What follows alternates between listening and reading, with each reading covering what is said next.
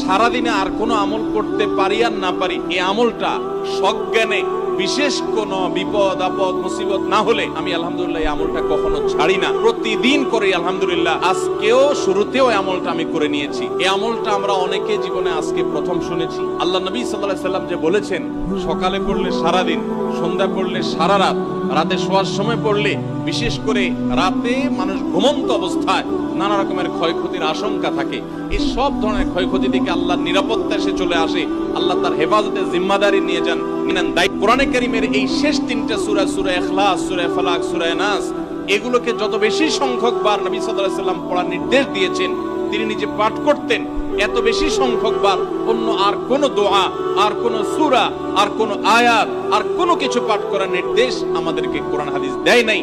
এখান থেকে এই তিনটার সূরা যে আল্লাহর কাছে কত গুরুত্বপূর্ণ, নবী সাল্লাল্লাহু আলাইহি সাল্লামের কাছে কত গুরুত্বপূর্ণ,